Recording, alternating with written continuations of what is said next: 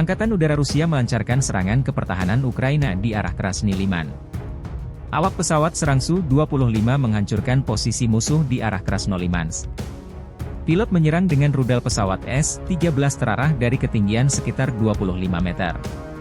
Setelah itu mereka melakukan manuver anti-rudal dengan menembakkan target thermal palsu dan kembali ke lapangan terbang asal mereka, demikian keterangan video Kementerian Pertahanan Rusia, 6 Maret. Perkembangan lain, awak mortir self-propelled non-ASVK menyerang posisi angkatan bersenjata Ukraina di arah Avdiivka. Awak mortir self-propelled dari Brigade Senapan Bermotor Gunung dari kelompok pasukan pusat menghancurkan pos komando dan ruang istirahat musuh. Di sini, personel formasi Ukraina yang mundur dari Avdiivka beristirahat.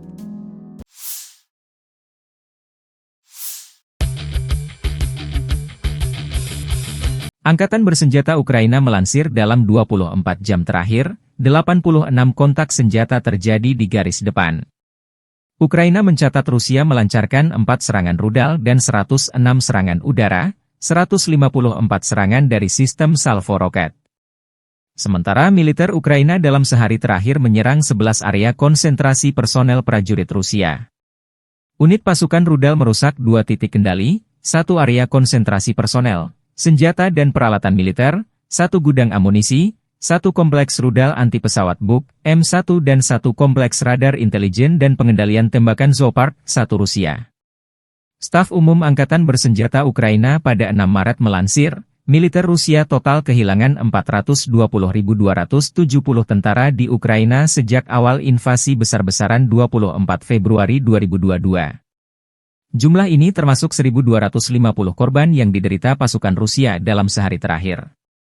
Rusia total kehilangan 6.678 tank, 12.728 kendaraan tempur lapis baja, 13.479 kendaraan dan tangki bahan bakar, 10.308 sistem artileri, 1.008 sistem peluncuran roket ganda, 701 sistem pertahanan udara, 347 pesawat terbang, 325 helikopter, 7.921 drone, 26 kapal dan perahu, dan 1 kapal selam.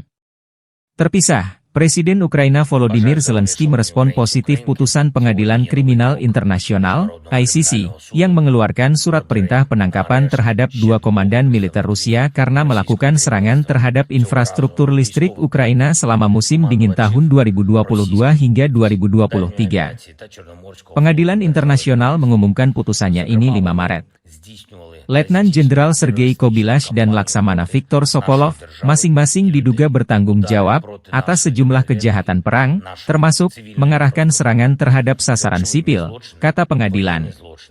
Kobylash dicurigai karena perannya sebagai komandan penerbangan jarak jauh Angkatan Dirgantara, sedangkan Sokolov dicurigai karena posisinya sebagai komandan Armada Laut Hitam, menurut pengadilan yang bermarkas di Den Haag. Saya berterima kasih atas putusan Pengadilan Kriminal Internasional ini.